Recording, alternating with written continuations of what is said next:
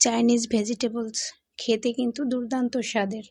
প্রথমে চুলার উপরে একটি কড়াই দিয়ে তেল গরম করে নিয়ে আমি রসুন এবং আদা কুচি ছেড়ে দিলাম।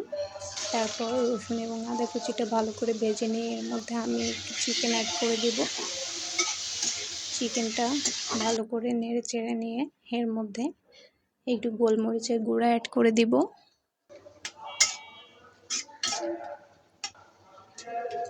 এরপর আগে থেকে কেটে রাখা পেঁয়াজ কুচি অ্যাড করব।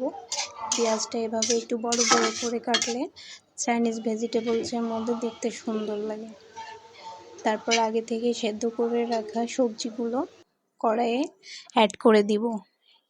সামান্য একটু লবণ অ্যাড করব, যেহেতু আমি সবজি সেদ্ধ করার সময় লবণ দিয়ে সেদ্ধ করে নিয়েছি, সো আমি খুব বেশি লবণ অ্যাড করব না। তারপর সমস্ত উপকরণগুলোকে একটু ভালোভাবে নেড়ে চেড়ে নিব।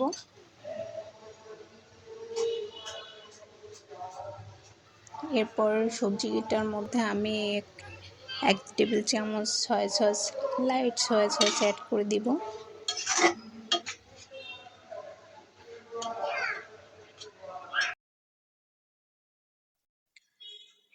আমি সবজিটা সেদ্ধ করার সময় যে পানিটা হয়েছিল সেটা রেখে দিয়েছিলাম।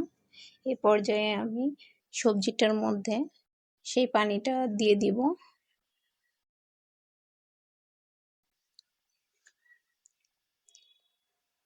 তারপর একটু ভালো করে নেড়ে চেড়ে চুলার উপর কিছুক্ষণ রেখে দেব, যাতে সবজিটা আর একটু ভালোভাবে সেদ্ধ হয়।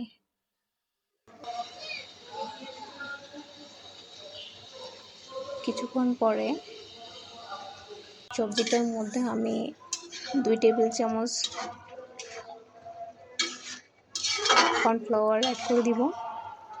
কর্নফ্লাওয়ার অ্যাকচুয়ালি চাইনিজ ভেজিটেবলসের মধ্যে কর্নফ্লাওয়ার অ্যাড করা হয় যাতে এর ঝোলটা একটু গাঢ় হয়, এর জন্য কর্নফ্লাওয়ারটা অ্যাড করে দেওয়া হয়। তারপর আরও কিছুক্ষণ চুলার উপরে ভেজিটেবলসটা আমি রেখে দিব। ভেজিটেবলসের মধ্যে যে সবজির উপকরণগুলো ইউজ করা হয় সেগুলোর কালার কম্বিনেশনটা আসলে ওয়াও হয়, দেখতে খুবই চমৎকার লাগে। এই দেখুন আমার হয়ে গেছে চাইনিজ ভেজিটেবলস, দেখতে কতটা সুন্দর লাগছে।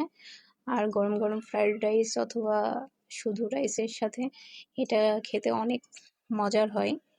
আমি প্রায়ই বাসায় এটা তৈরি করে থাকি, খেতে দুর্দান্ত স্বাদের। আপনি যদি আমার চ্যানেলে নতুন হয়ে থাকেন তাহলে প্লিজ এটি সাবস্ক্রাইব করে যাবেন আর আমার ভিডিওতে লাইক, কমেন্ট এবং শেয়ার করবেন। ধন্যবাদ।